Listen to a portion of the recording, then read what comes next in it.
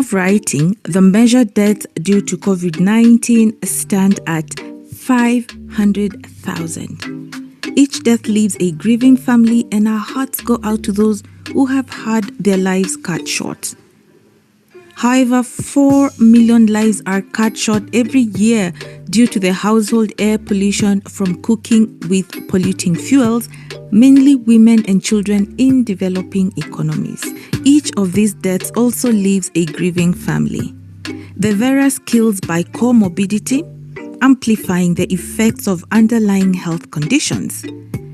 In particular, respiratory diseases such as pneumonia, which are common in developing economies due to the prevalence of biomass cooking. The virus puts increased pressure on limited health services and weak infrastructures. Developing economies will be damaged for the next 5 to 10 years by a global economic downturn caused by COVID-19, which has also reduced the funding available for tackling biomass cooking. The target set out by SDG 7 and its aspiration to leave no one behind were already optimistic before COVID, but are now slipping even further away.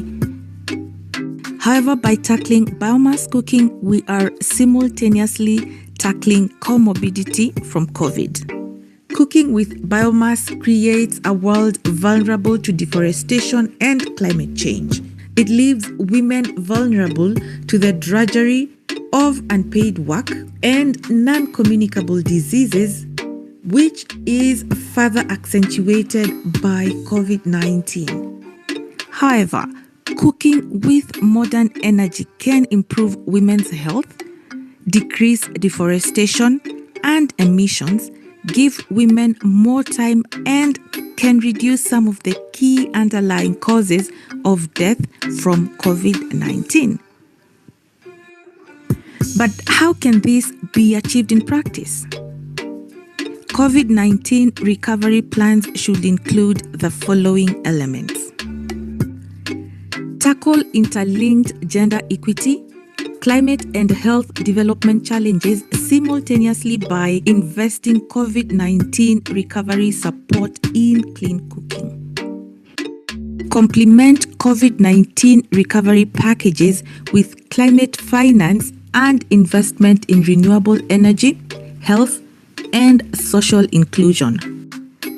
Empower women as change makers within industry and governance.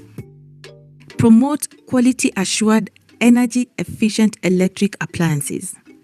In Nairobi, electric pressure cookers are 5 times cheaper than charcoal, kerosene, or LPG for heavy foods such as beans. New equipment, new appliances that are energy efficient. Personally, I cook with the electric pressure cooker a lot. We have surplus power. So we are not trying to limit how much power people use. We actually want them to use more power. Kenya Power is encouraging customers to cook with electricity. Since the COVID epidemic, the industries have scaled down. The peak demand has dropped significantly. Leverage existing grid infrastructure. Redesign lifeline tariffs to be inclusive of cooking. Finance with cross-subsidies from regular retail tariff or by diverting subsidies on fossil fuels such as kerosene. Strengthen centralized energy systems with decentralized energy storage. Enable e-cooking on mini-grids and off-grid systems. In the short term, clean fuel stacks of LPG, ethanol, and other clean fuels with energy-efficient electric appliances can often provide the lowest cost and most easily deployable modern cooking solution. Recognizing that COVID-19 is a disease which revolves around the respiratory organs of the body, we strongly encourage all countries to integrate clean cooking into their COVID-19 recovery strategies and interventions. By doing this, we will not only continue to accelerate access to clean cooking, but also ensure that we build back better and remain on course in the energy transition agenda. More so, we will mitigate against emissions which attack the respiratory organs of the body and therefore help also to mitigate the COVID-19 pandemic.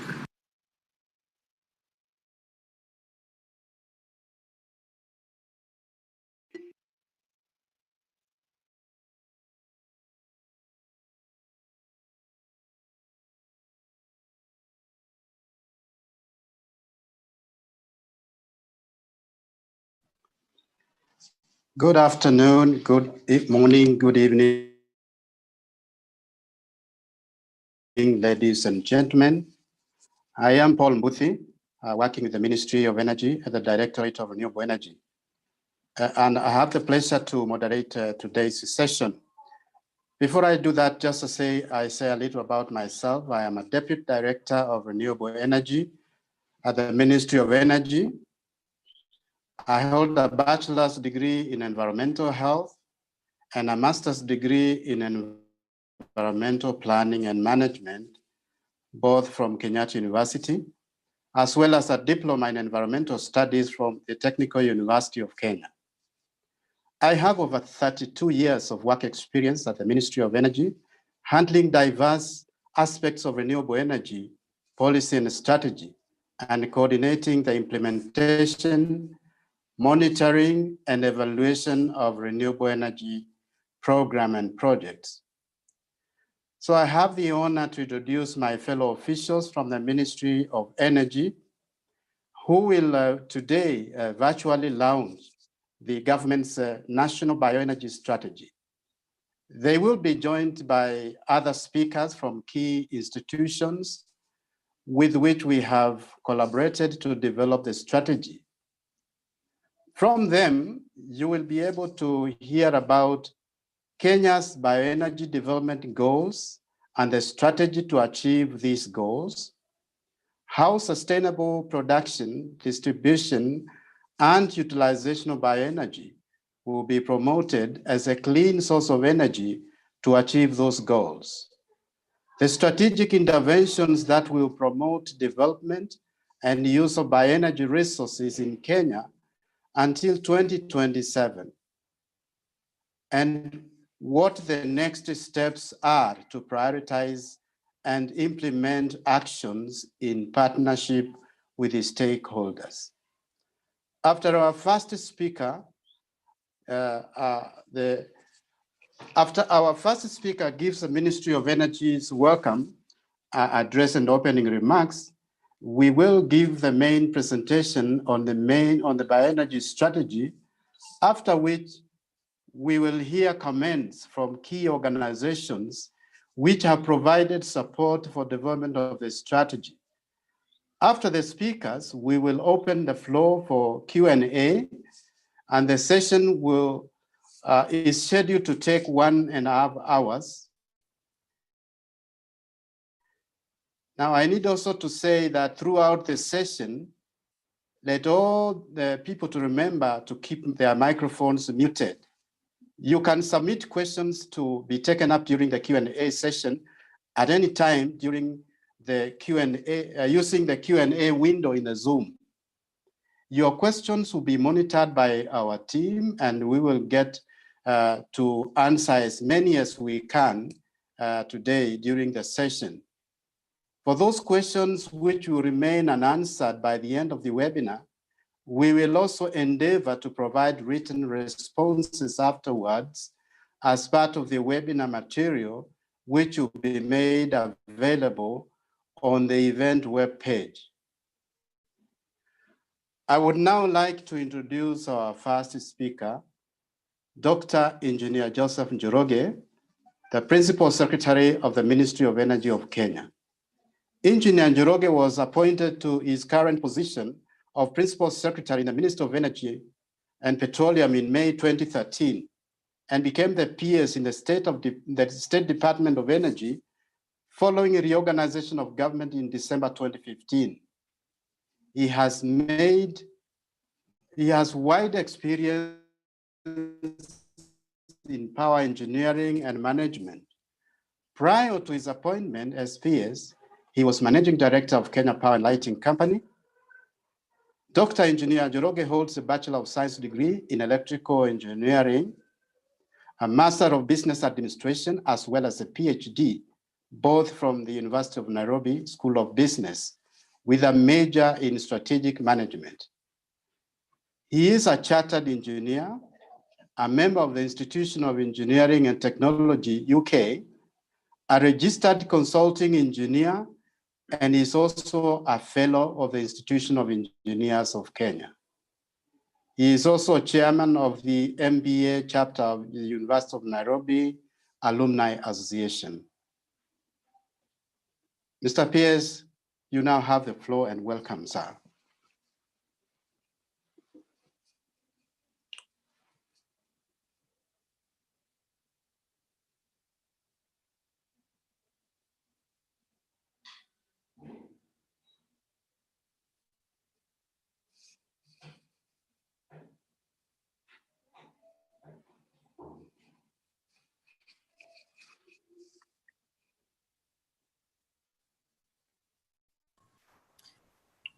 Mr. Budhi, let's start with Engineer Kiva as we await the PS to arrive. Thank you.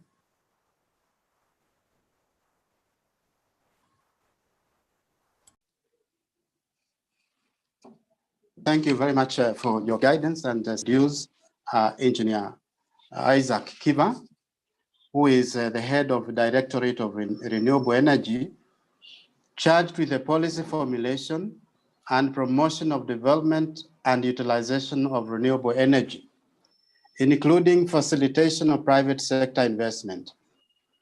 He has wide experience in public sector management, having worked in energy and senior government positions for over 20 years. He is a registered professional engineer, a member of the Institution of Engineers of Kenya, and a board member of Kenya Power and Lighting Company Limited. Engineer Isaac Kiva, welcome, and you have the floor, sir. Thank you very much, Mr. Mbudi, for those kind words and introduction. Again, members, our development partners, our partners who have been of assistance to us as we formulated this strategy, our other invited guests, ladies and gentlemen, we want to say good morning and good afternoon. I will make the presentation, and then our PS is going to come and make the welcoming remarks and welcome all of us because he is our host today. And my presentation today is going to be about Kenya. We're going to talk about the bioenergy policy framework. We'll talk about the indicative bioenergy potential. I'm on next line, Valeria. We're going to talk about objectives of the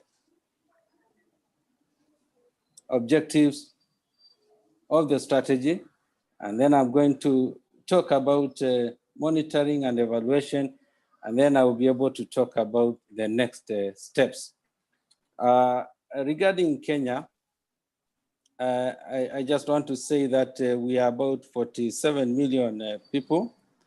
We have a GDP of USD 70 billion. We have a capacity, a GDP per capita of US dollars 1,750, which is a bit low, growing at 6% annually. And the reason is because we are still we are still basing our GDP on agriculture, energy, and extractives, forestry, and tourism. But we want to grow this. We want manufacturing to be able to take a leading role. We want to be able to also grow our agriculture by having value addition. We want to be able to innovate in the other spheres so that our GDP can be able to rise up. We are in Eastern Africa, for those coming from outside of this region. And as you can see, tourism is one of our main activities. We welcome you to visit us time and again. We have a county governance of government, where we have the national government and 47 counties spread across various parts of the country. Now, moving over to talk about the bioenergy framework, the overarching policy is a national energy policy of 2018. And in this policy, we are committing to have a vision to achieve affordable quality energy for all Kenyans. And our mission then is to facilitate this vision. And we are adding other attributes of this energy being clean, sustainable, affordable, competitive, reliable, and secure, while protecting the environment. And this energy policy is very recent, it's very current. It should be able to help us to develop in bioenergy. The other policy framework is the Kenya National Climate Change Action Plan 2018 to 2022, which establishes targets for mitigation of greenhouse gas emissions and proposes actions to meet these targets. And indeed, achieving modern energy, clean energy, is one way of achieving this clean climate. The other one is a Sustainable Energy for All Action Agenda we developed 2016, and it outlines how Kenya is going to achieve our sustainable for all energy goals, reaching 100% universal access, increasing our share of renewable energy, and also energy efficiency. And then the other one is the Kenya National Energy Efficiency and Conservation Strategy, which we just launched a few months ago. It does identify key thematic areas for prioritization, and we are looking at the sectors of households, buildings, industry, agriculture, transport, and power utilities. So this is the policy framework which we are operating on, and the regulatory framework is through the Energy Act 2019, which then translates all this into a regulatory framework. Now, moving over to indicative bioenergy potential in Kenya, I'll just give the highlights that looking at the studies we have done, the analysis which we have done so far, biogas-based electricity generation from municipal solid waste, sisal and coffee production, we have a potential of up to 131 megawatts. We hope to be able to confirm these numbers moving forward. The biogas for households, we estimate that 320 households could be able to be to install such. And then we have a demand for ethanol for cooking rising from 8 million liters in year 1 to 115 million liters by year 10. We have a potential of 600 megawatts from agricultural waste for cogeneration, and then crop residue for pellet manufacturing, about 7.4 million tons per year. So as you can see, we have quite a good potential of bioenergy in Kenya. Now, looking at the global and regional trends in bioenergy, there is increasing accurate data sets at the moment. You realize that for us to be able to plan well, to implement well, we do require to have accurate data to inform policy. And this has been one of the problems that we have been having, especially in developing a world. But there is a lot of movement in this, in that we are seeing more and more accurate data sets being formulated. There is a steady increase in bioethanol and biodiesel production and use, and there's also increased role of research in driving innovation in bioenergy. We also are seeing an increase in focus on health nexus in addition to environment and energy efficiency. And this nexus is helping us to even get more partners and be able to congregate together to see how bioenergy can play a key leading role in answering some of the issues which we may have on health and environment. And then there is increased attention and also funding towards clean cooking. We have several funding mechanisms, development partners looking at funding bioenergy, which is very good. Governments also putting in some resources, a lot of resources for clean cooking, and this is quite good. Now, I want to talk about the development of the bioenergy strategy, and we did have a National Bioenergy Committee, which was created, and this Bioenergy Committee has been able to lead us in formulation of the bioenergy. This committee included people from different agencies, and there's been a lot of stakeholder input. This was happening in 2018, and that's when we also identified the interventions which we are going to deploy, and we came up with a draft strategy. In 2019, there was a review by individuals and institutional experts. We were able to review the draft strategy and identify the strategic interventions and being able to prioritize what we need to do in the immediate term and also in the long term. And then in 2020, we have been able to continue with the review, the revision, and finally we had the final workshop in October this year. And today then we are launching this bioenergy strategy. It has taken many consultative meetings, one-on-one, individual expert reviews, and we are very happy for all who have been able to participate in the formulation of this strategy. Now I want to talk about the objective of the bioenergy strategy. The main objective then is sustainable production and consumption of bioenergy in Kenya. That is the main objective that we have. And underpinning that, then there are like 4 sub objectives, which is to promote the sustainable production and consumption of bioenergy. We're looking at providing potential investors with information on viable opportunities for bioenergy development in Kenya, noting that this can not only be a public activity alone, but we want to then have both public and private partnership in this. And then we promote and accelerate transition to clean cooking technologies and fuels. And lastly is to serve as a framework for regional cooperation and trade in bioenergy.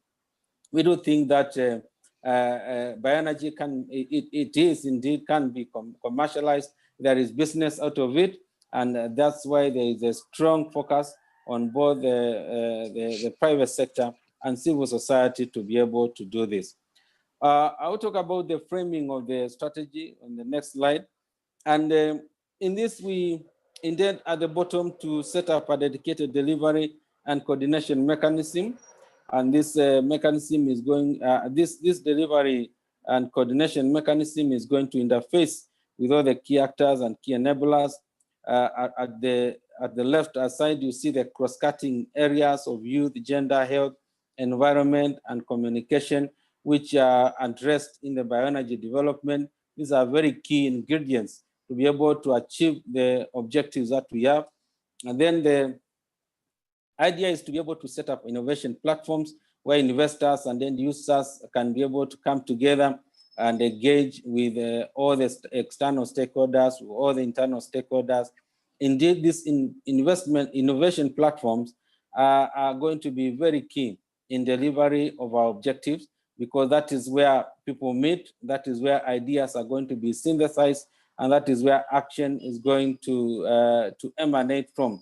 And then we're looking at input from research and policy on enabling framework, enabling environment for sustainable production and consumption.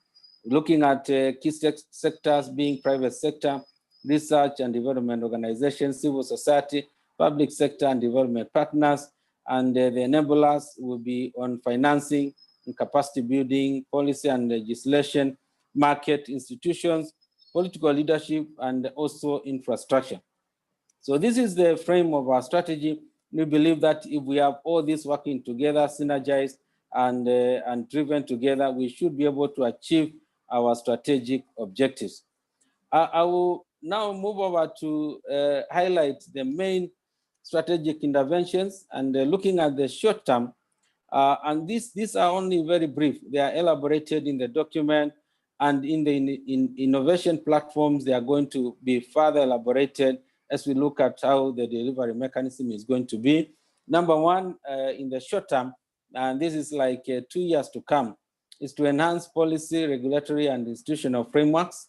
We want to map the country's bioenergy resources. Recall that I said that we are having an increase in data sets, but we are still far from having a fully mapped country with regards to bioenergy resources. We're looking at enhancing sustainable bioenergy feedstock production. That's very crucial, because if you have no feedstock, then you will not be able to have the bioenergy done properly. We're looking at evaluating potential revival of bioethanol production for transport use. Indeed, we did try one time to even introduce blending regulations, but we did not have enough feedstock. This time we think we are ripe for that. We should be able to have bioethanol being produced for transport use. Then in the medium term, we will strengthen the role of research to inform bioenergy policy and sector development. We seek to transition to clean cooking fuels and technologies. This is very critical. This is one of the hallmarks of the success of the bioenergy strategy. And this is where now we interface with the people like health practitioners, health development people, and also those who are in the environment. Number 3 is to mobilize financial resources for local bioenergy development. We want to seek to strengthen health and energy sector cooperation for clean cooking. And there is a lot of movement in the international field, globe, on how to be able to bring together health and energy so that we can be able to achieve clean cooking, among others. And then we also intend to promote awareness and communication, and then support and facilitate private sector involvement in bioenergy development. This is going to happen, colleagues, with all our support, with all the support of development partners, to see that we are able to achieve this by 2022 and also by 2027. Now, how we are going to then monitor and evaluate what you are doing is talking about that in this slide. Is to be able to have a robust delivery and coordination mechanism. As we talk, we're going to have the Renewable Energy Directorate at the Ministry of Energy leading in this and interfacing with the others. We intend to build strong multi-stakeholder partnership organized around the innovation platforms. We'll be looking at how to facilitate access to finance and also how to get an endorsement of all the strategic interventions so that we can get traction in this. And then the outputs are going to be policy options, regulations, sustainability standards, and rules which are going to be formulated. We hope then to get resource assessment and databases which are current. We're looking to have an output of new bioenergy markets. We hope then to have the innovation platforms taking like a more permanent role in terms of being there, but bringing in more actors and being evolutionary.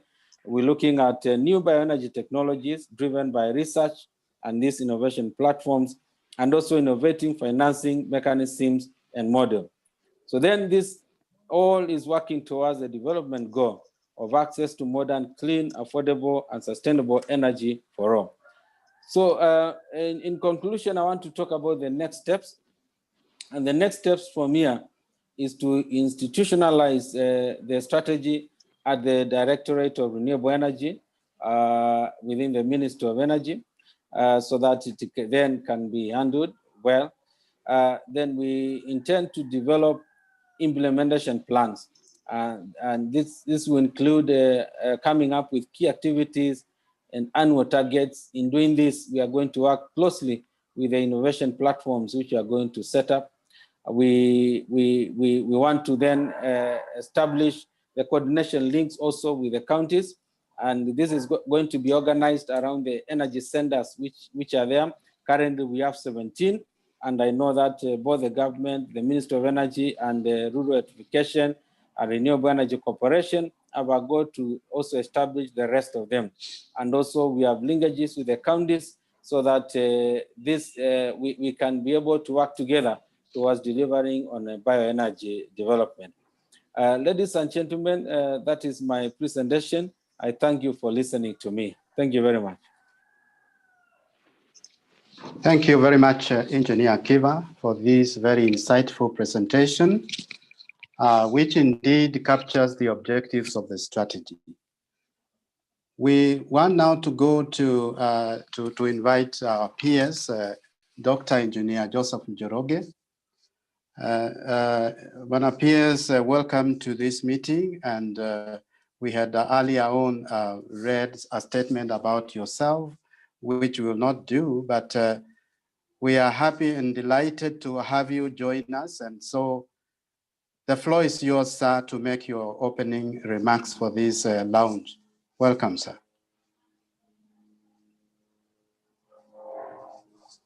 Thank you, engineer, and my apologies. I have been having some challenges with the network, and that has taken me for the last 30 minutes. But finally, I managed to get some change of the location, and somehow I have now managed to get into the discussion. So, ladies and gentlemen, let me start by acknowledging all the representatives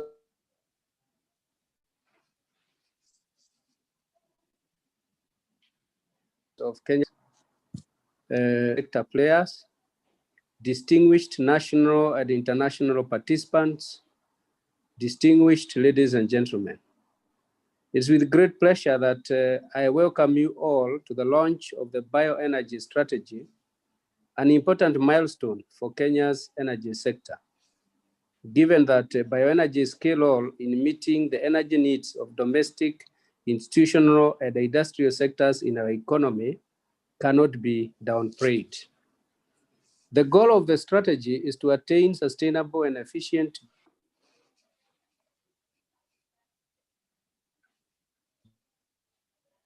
bioenergy production and the use by all in line with the recommended priority actions of the Sustainable Energy for All Action Agenda. Under the theme of Sustainable Bioenergy for All by 2028, the strategy will contribute effectively to our national aspiration to enhance access to modern bioenergy services and achieve 100% access to clean cooking by 2028. It will also contribute to energy security and to attaining Vision 2030 and the government's targets as an enabler to affordable housing, affordable healthcare, agriculture, and manufacturing. Further, it will contribute to attainment of the national commitments to the global agenda, including the nationally determined contributions under the Paris Agreement, the Sustainable Development Goal number 7 on affordable and clean energy and other sustainable development goals. The strategy describes the current status of bioenergy sector in the country and establishes a foundation for priority interventions to be developed towards sustainable bioenergy development in Kenya. Specifically, it provides a roadmap for the following: sustainable production and consumption of bioenergy to promote improved health, environmental, and economic benefits, and stem the loss of national forest estimated at 10.3 million cubic meters per year. Increased information on viable bioenergy investment opportunities to attract public, private, and international funding. Reduce reliance on wood fuel as a primary cooking fuel, currently estimated at 75% nationwide, and prioritization of clean cooking as a means to promoting human and social benefits. Accelerate transition to clean cooking technologies and fuels to minimize loss of lives due to exposure to smoke, recorded at 21,560 people in 2019. Enhanced regional cooperation and trade and exchange best practices in bioenergy sector. Ladies and gentlemen, the strategy also emphasizes the role of the Directorate of Renewable Energy in coordinating this roadmap and strengthening policies and regulations, institutional capacity, improved access to financing, and the infrastructure, all of which will enhance implementation. Closely cutting issues such as gender, youth, health, environment, communication, and awareness creation will also be key to successful implementation. The Directorate will collaborate with innovation platforms, which will be established at national and county levels. These platforms will incorporate multiple stakeholders, including investors and end users of bioenergy in the planning and execution of specific interventions. It is noteworthy that this strategy is being launched at a time when the world is turning its attention to health concerns attributed to cooking fuels, both at household and institutional level. This is a response to increased global attention to health concerns that relate the prevalence of respiratory diseases to persistent exposure to emissions from cooking with solid biomass fuels in poorly ventilated environments. Implementation of the strategy is expected to lead to several beneficial outcomes, such as follows. In the short term, that is 2020 to 2022, policy, regulatory, and institutional frameworks will be enhanced for effective delivery. We will undertake comprehensive mapping of biomass resources and their potential for development, improve sustainability of bioenergy feedstock production, and evaluate viability of bioethanol use.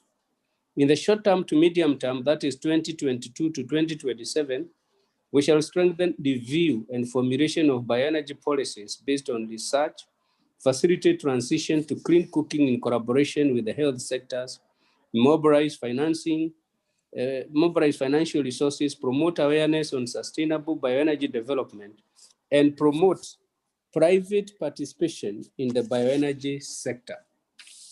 Distinguished ladies and gentlemen, we also wish to acknowledge the support of the county government, line ministries, private sector, development partners, academic institutions, and the civil society in the development of the strategy. Notably, the Bioenergy Technical Committee under the strategic leadership of the Director of Renewable Energy in the ministry, the World Bank and SMAP for technical assistance support in the development of the bioenergy strategy and action plan, GIZ and ICLAF for the technical, financial, and logistics support, all our reviews for enhancing the drafters into the document we are launching today, which have been done by our reviewers.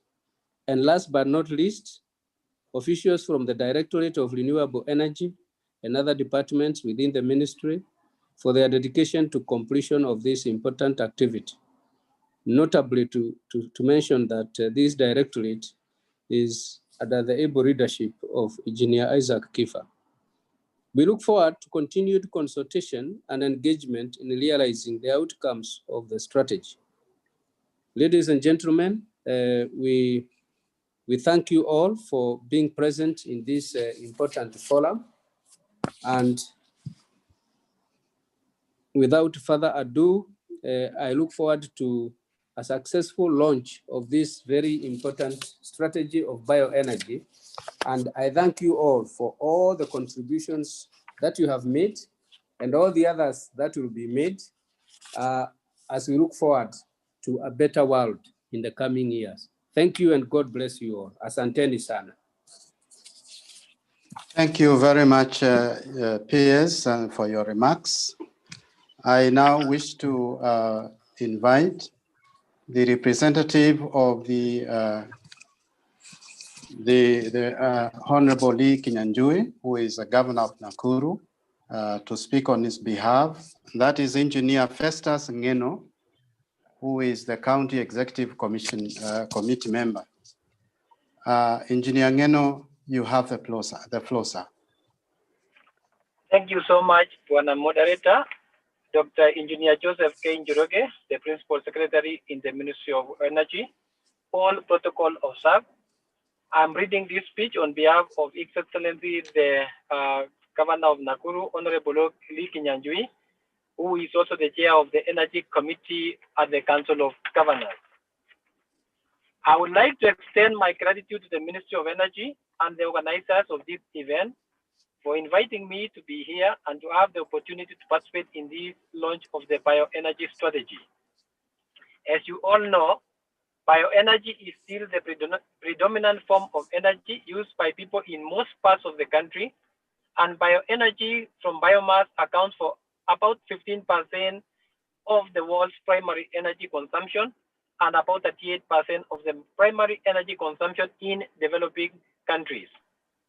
Firewood, charcoal, and agricultural waste contributes approximately up to 70% of Kenya's final energy demand and provides for almost 90% of the rural household energy needs, about a third in the form of charcoal and the rest from firewood. Ladies and gentlemen, energy is critical to economic development and poverty reduction. The provision of reliable, affordable, and sustainable energy services, especially for the poorest, contributes decisively to the achievement of the Sustainable Development Goals. Without energy, economies cannot grow and poverty cannot be reduced. The Kyoto Protocol committed the countries that ratified it to a legal binding commitment to reduce their emissions. To meet these commitments, the signatories had to develop the national measures, which I believe this strategy is one of those measures that will seek to ensure that the country reduces emissions to the environment. The Energy Act 2019 mandates county governments to prepare county energy plans incorporating petroleum, renewable energy, and electricity master plans. Further, physical planning relating to energy resource areas such as dams, solar and wind farms, municipal waste dump sites, agricultural and animal waste, ocean energy, woodlots and plantations for production of bioenergy feedstocks, and provision of land and rights of way for energy infrastructure are critical on this process. In this press, it is our hope that through this strategy, county governments will realize sustainable production, distribution, and utilization of bioenergy as a clean source of energy to achieve its bioenergy goals, and as well as promote sustainable production and consumption of bioenergy that will contribute to health, economic, and environmental benefits for Kenyan citizens. Ladies and gentlemen, the potential of the devolved system of governance in management and utilization of energy resources will be realized only if all the stakeholders assist, support, and consult each other on the performance of functions and exercise of power. From the foregoing, I wish to reiterate that county governments are open for partnership with the national government, development partners, private sector, civil society, and any other stakeholder in the realization of the bioenergy strategy. The Council of Governors is therefore fully committed to adopt the bioenergy strategy and ensure its full implementation. Once again, ladies and gentlemen, I'm grateful to be part and parcel of this launch and wish you fruitful deliberations. The county governments are looking forward to receiving the deliberations and the outcomes of this meeting. Thank you so much. Thank you so much, Engineer Festus Ngeno, for those remarks and the assurances that you give that county governments are going to be supportive in implementing this strategy. Without much ado, I would like now to invite Dr. Sudeshna Banerjee of the World Bank to give her remarks. Sudeshna is an energy and extractives global practice manager for the East African region. She has worked on energy and infrastructure issues in South Asia, Middle East, and North Africa regions, both in operations and analytic assignments. She focuses on project economics, monitoring and evaluation, and on broad range of energy sector issues, including energy access, energy subsidies, renewable energy, and sector assessments. She holds a PhD in public policy from the University of North Carolina at Chapel Hill, and an MA and BA degrees in economics from Delhi University. Sudeshna, the floor is yours, madam. Thank you very much, Paul, for the introduction, and to Engineer Kiva for your presentation of the bioenergy strategy, which indeed demonstrates how Kenya intends to ensure bioenergy resources are sustainably harnessed to contribute to universal energy access. Principal Secretary Engineer Njoroge, Engineer Kiva, representatives of the Kenyan government, fellow development partners, representatives of the private sector, distinguished participants, good morning and good afternoon and good evening, wherever you are in the world. I'm greatly honored to speak here today on behalf of the World Bank as the Ministry of Energy launches the country's first bioenergy strategy. The launch of the strategy marks the second national strategy that the Ministry of Energy has launched in 2020 alone, an indication of the government of Kenya's remarkable commitment to attain universal access goals in the shortest time frame. Earlier in September, I had the pleasure to join stakeholders at the launch of Kenya National Energy Efficiency and Conservation Strategy, a strategy which focuses on reducing national energy intensity and carbon emission of key thematic sectors of households, buildings, industry, and agriculture, transport, and power utilities. The bioenergy strategy is an important complement to the strategic interventions outlined in the National Energy Efficiency and Conservation Strategy, and others such as the Kenya National Electrification Strategy and the Energy Sector Gender Policy. The roadmap set by the bioenergy strategy seeks to accelerate access to modern bioenergy services, including clean cooking, by 2028, which is expected to positively impact the lives of Kenyan and women in particular and improve health outcomes. Collectively, these actions will reduce the environmental cost of energy use and consolidate gains made on electrification, support low carbon energy use in key sectors, and ensure the quality of life for Kenyans by mitigating impacts on the environment, health, and economy. The World Bank is proud to be supporting the government of Kenya as it works towards implementing the bioenergy strategy and seeks to reach every single household with clean and sustainable energy. We remain a global knowledge partner and financier, and you can count on us, and we'll continue collaborating with you as we develop an implementation plan for the strategy. We commend the government of Kenya and participants gathered here today on the example that you have set for the rest of Africa and the world. Thank you very much, and over to you, Paul. Thank you, Dr. Sudeshna, for affirming the World Bank's ongoing commitment to work with the Ministry of Energy and the support that has been provided so far.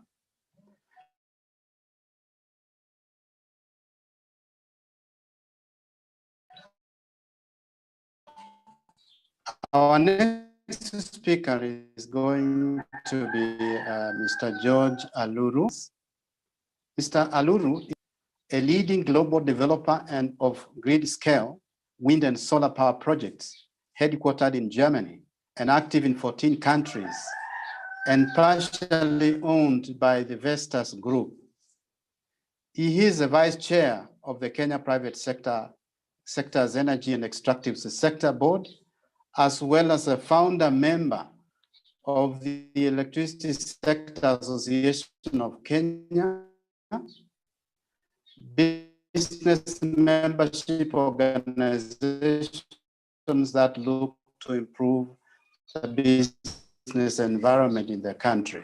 Group's industrial promotion services, working on project development and operational management for mini hydro, solar PV, off-grid solar, biogas, and waste-to-energy, as well as fuel oil plants, in addition to energy efficiency in industries. He holds an MBA from the University of Nicosia and a Master of Science in Renewable Energy from the University of Edinburgh, and a Bachelor of Science in Telecommunication Engineering from Jomo Kenyatta University.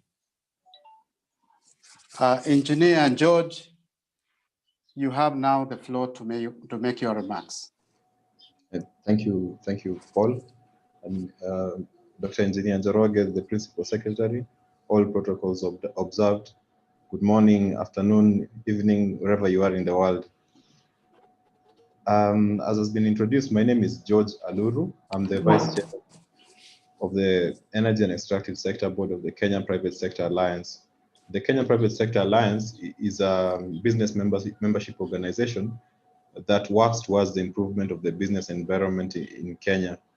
And within the Kenya Private Sector Alliance, we have the Energy and Extractive Sector Board, which now focuses on issues dealing with energy, which is petroleum, electricity, bioenergy, and then also mining. So that's the extractive parts of our sector board. Just to proceed, when we think of bioenergy as the Kenyan Private Sector Alliance, we see it as a really, really critical element in delivering sustainability, first from the economic point of view, then there's the environmental aspect of it, and then also the social aspect of it, and not just only in Kenya, but also in the region. So for us, we see that there are direct links between the use of bioenergy, and I think even from the video that was presented in the beginning, we can see that there are links towards the trends in terms of poverty eradication or increase of poverty, health issues, environmental degradation, and then also climate change are closely related to how bioenergy is used. And of course, biomass itself supplies about 68% of the total primary energy that is used in Kenya. And the thing is that over the years, we have spent a lot more focus on electricity and petroleum. And these ones, the biomass and bioenergy side has really received very little focus. So we are really happy that now we actually paying a lot more attention into this. Again, if you look at households, you're looking at about 64.7%, and this is coming from the report itself. What the Clean Coastal Association of Kenya and the Ministry of Energy found out is that 64.7% of the households in Kenya use wood as the primary fuel. So really, we cannot say enough to say that really bioenergy is important in Kenya. And as KEPSA, we not only acknowledge this importance, but then also we support all sorts of efforts by the government, and really would like to congratulate Daktari and the ministry for this good effort at developing a bioenergy strategy, of which we were also involved. Our members also participated in giving ideas on to how this can be developed.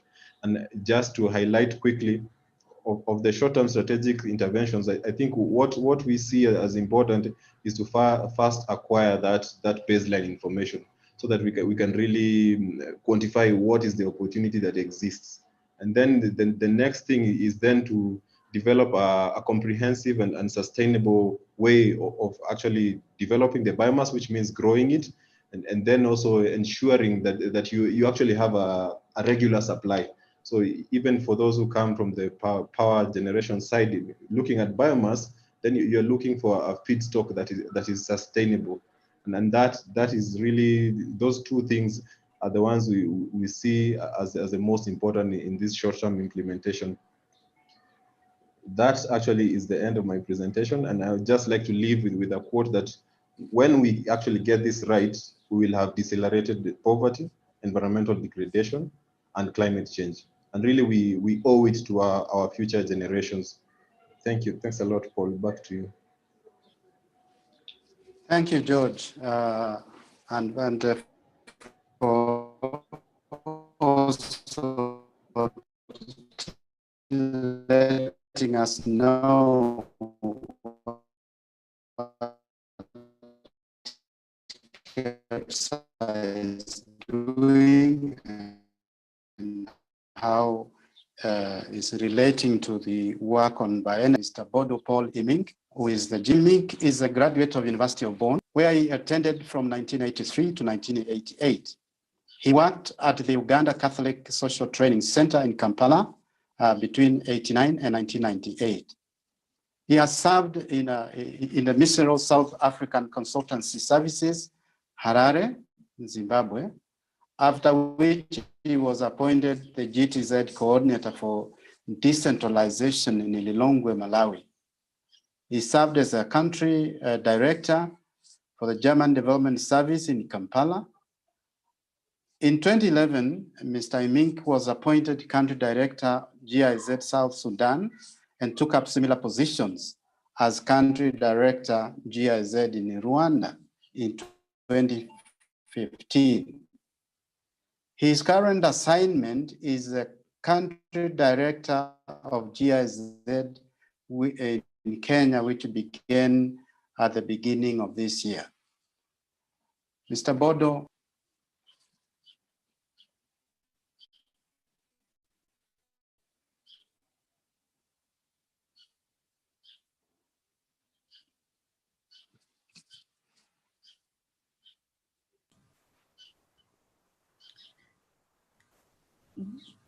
Good afternoon, Paul. I believe Mr. Boldo has lost his connection. Probably we can proceed with the ICRAF representative as we await Mr. Boldo.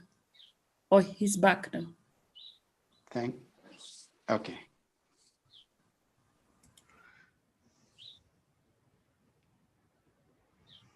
Mr. Bondo, are you back? Yeah, I'm very sorry. I'm very happy to be here now, Mr. Mbuti.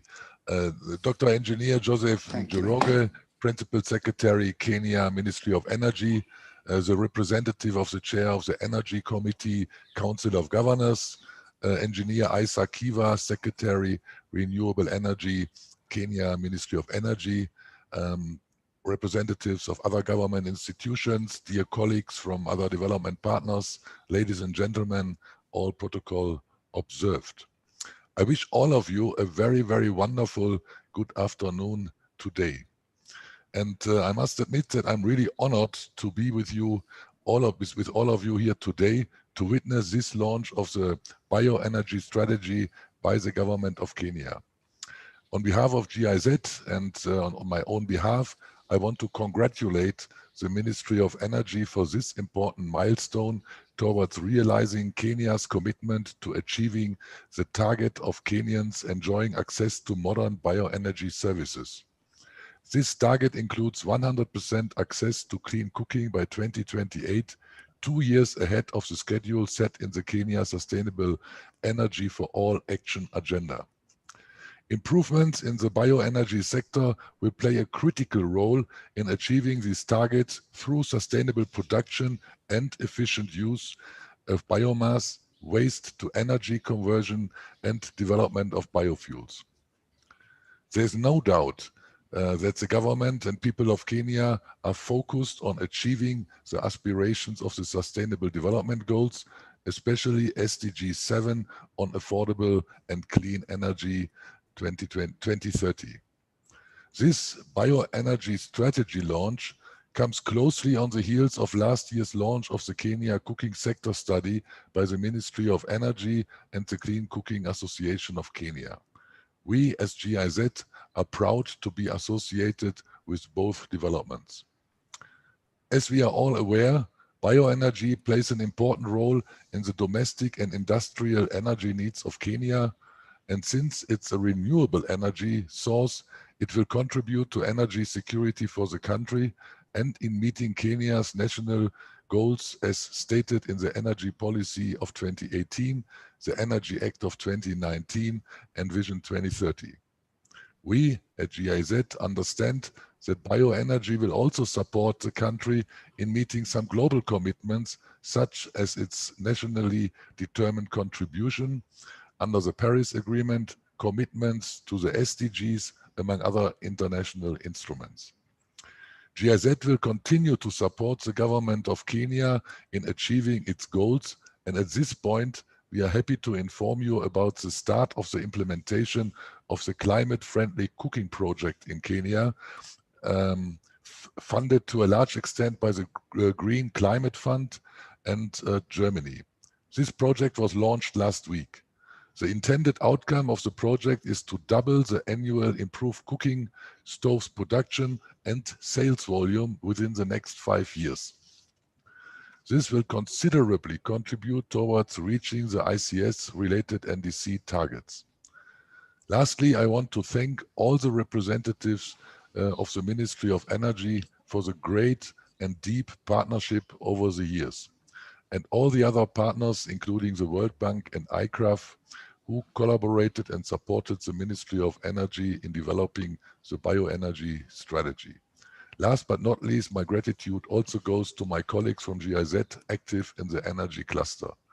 Thank you all and have a pleasant and successful launch today. Asante sana.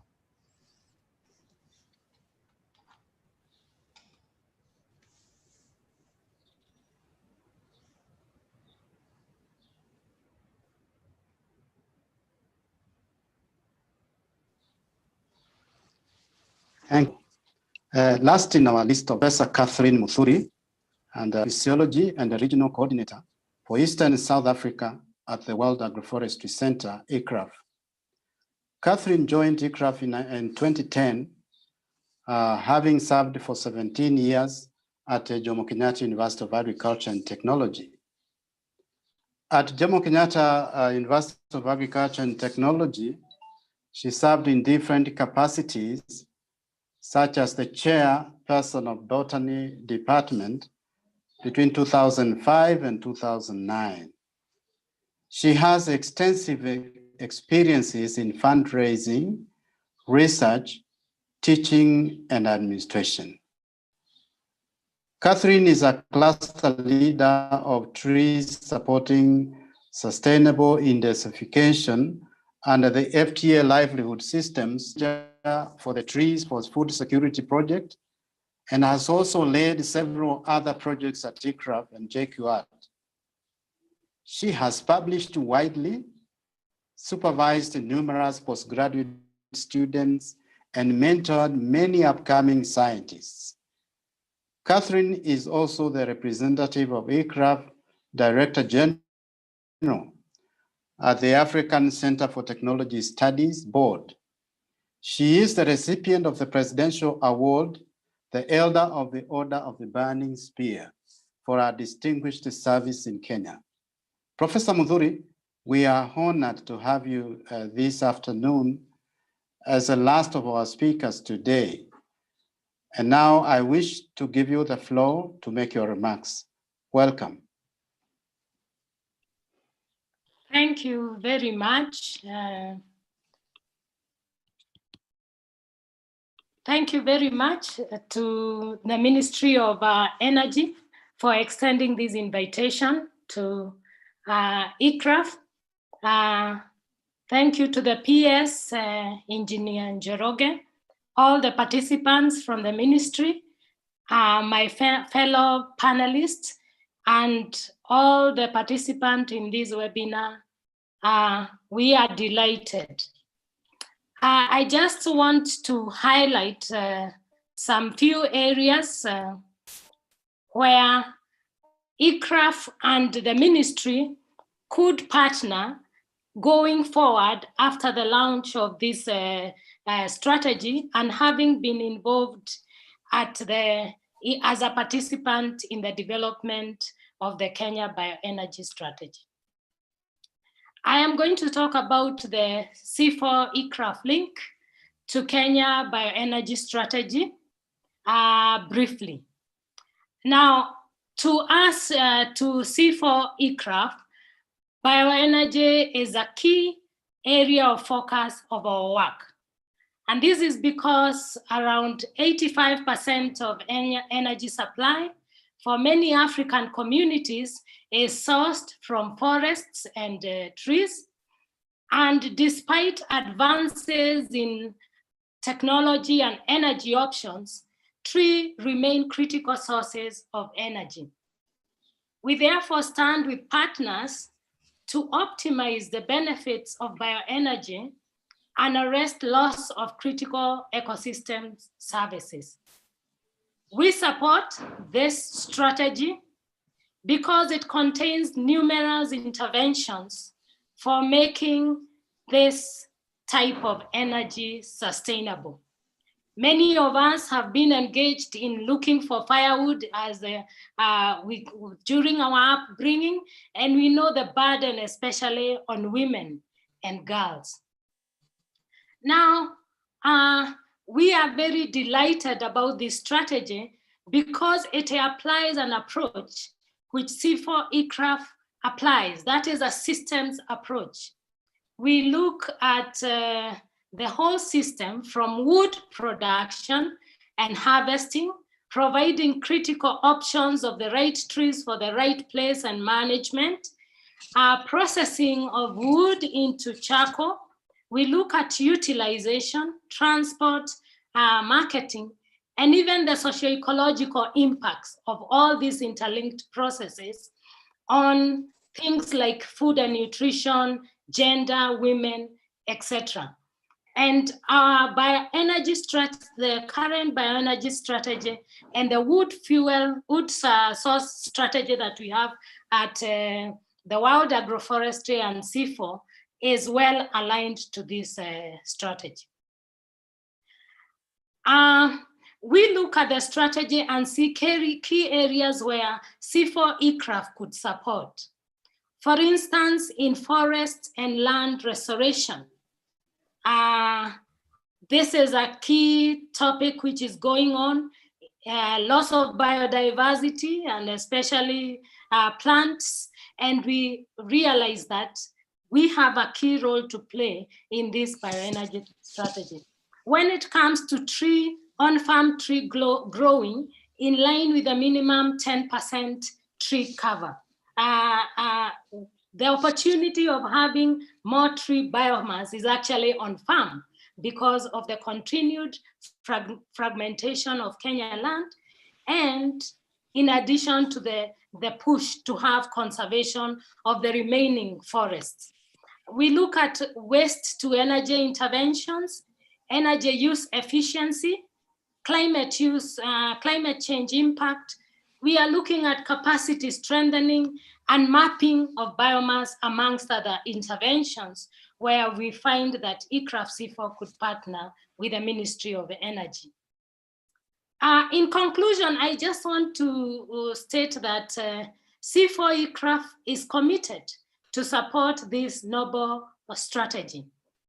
Having been a team that developed it, we will be delighted, and we hope that Engineer Kiva and all the team in the Ministry of Energy will continue engaging with ECRAF because we are committed to the partnership.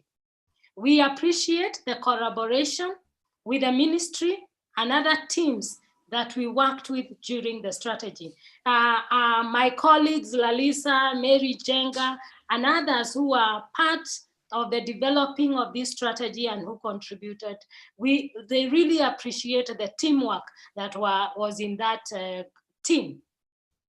Last but not least, we are grateful to Forestries and Agroforestry Program, which is FTA, which is part of a CGIAR program, which provided the means to support this strategy through its flagship activity on bioenergy. So I really want to thank the ministry and look forward to greater partnerships, not only in the area of energy, but other areas where we have the resources and the professional expertise to make our contribution in our great land and country, Kenya. Thank you very much.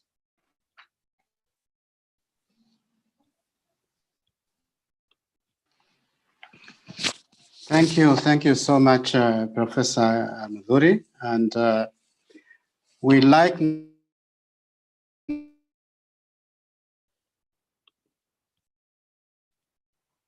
now to move like 10 minutes through which we give responses to some of the questions that have been requested by the participants.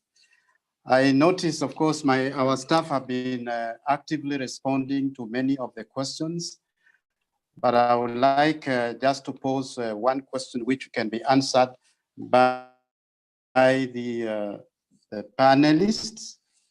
And this is the issue of access to finance. It has been repeatedly, and somebody says we need to expand and explore pre-feasibility studies, asset financing, or proof of concept. I think this is a general issue which we can request any of the speakers to respond to. And the second question in the same line will be the consideration of the negative impacts of bioenergy strategy, which I think we would request Engineer Akiva maybe to shed some light whether the strategy bears into account the negative impacts of the strategy implementation to the impacts of climate change and other related environmental challenges. So for finance, we can get any of the speakers who would like to say something about the issue of how do we deal with the finance and what is this finance? Maybe Engineer Kiva, you can speak to both, and then if somebody else would like to add, very quickly we can get that done. Over to you, Engineer Kiva. Thank you, Paul.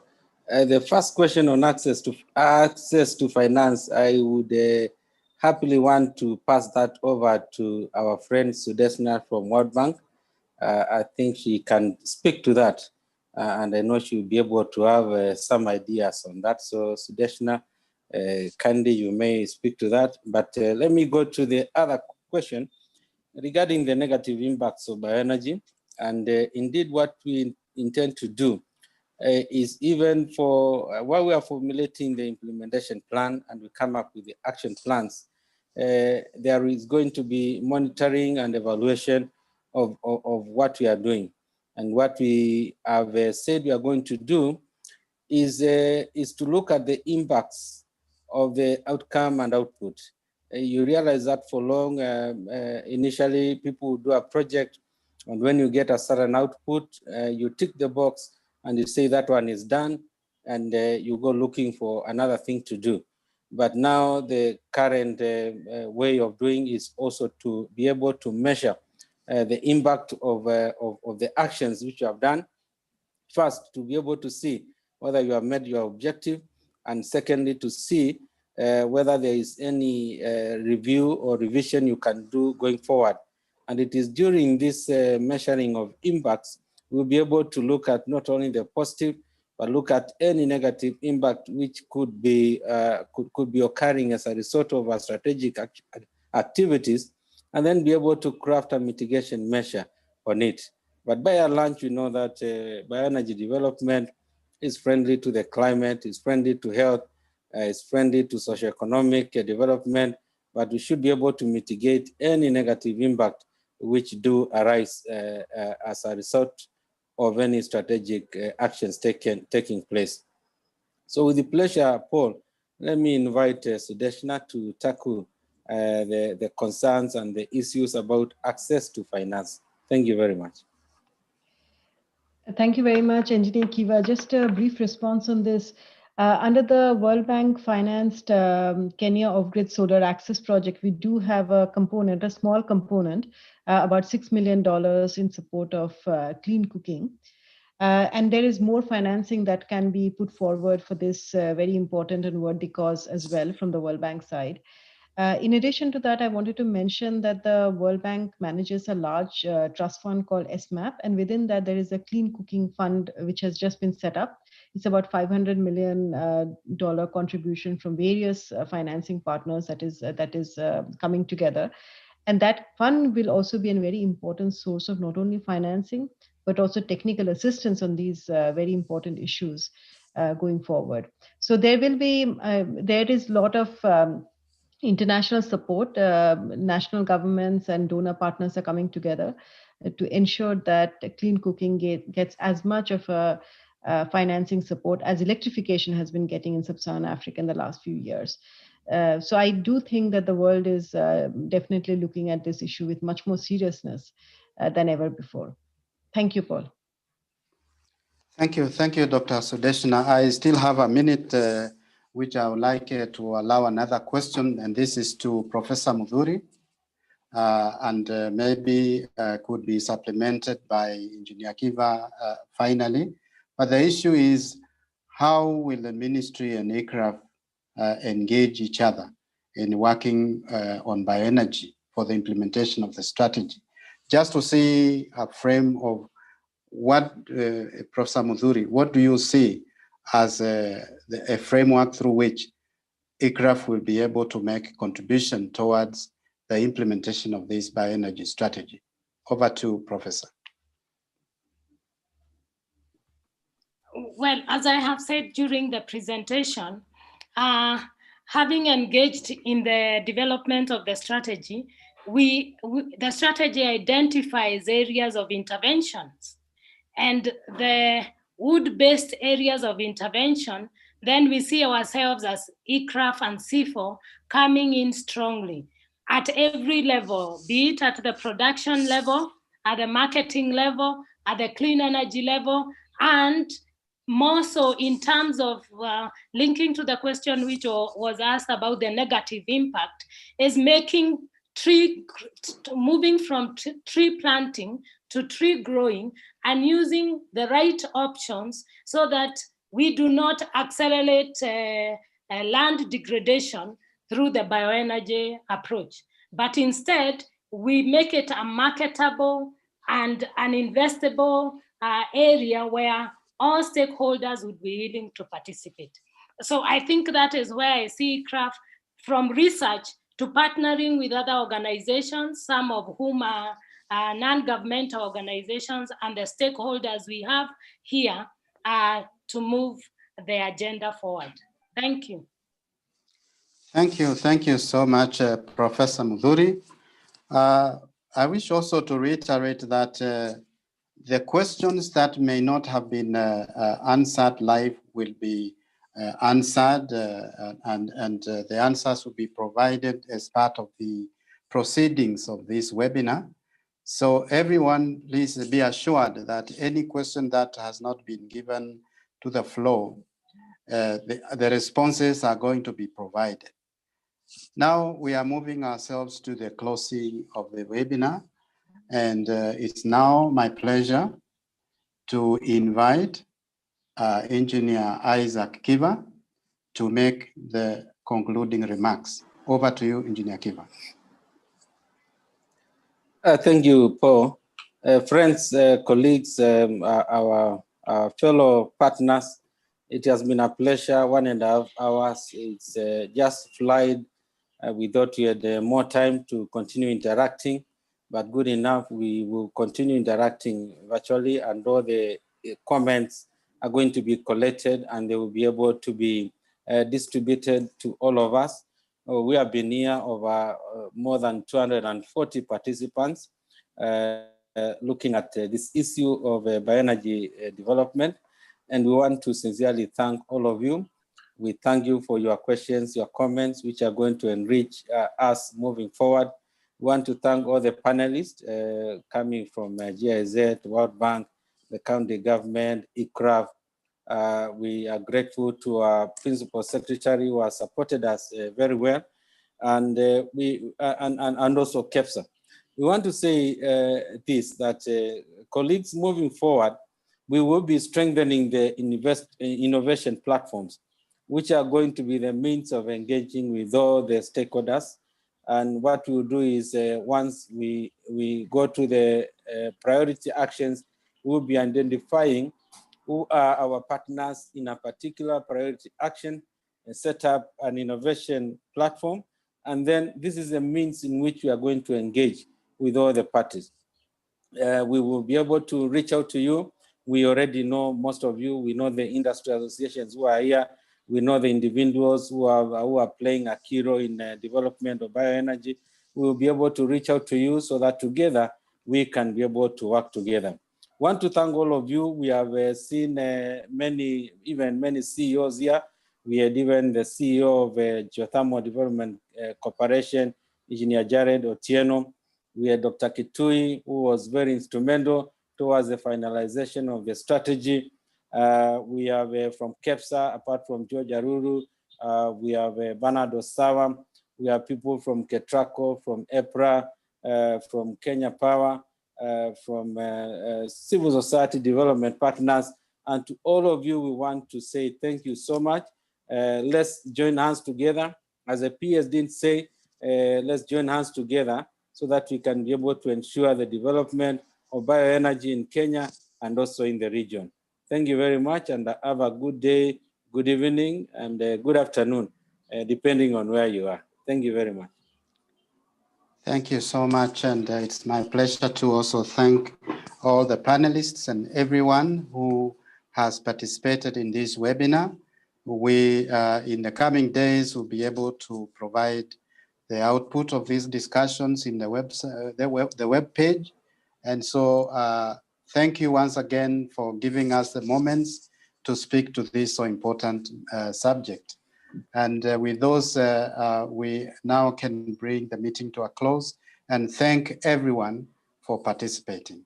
Thank you, and also thank you for having me. Thank you.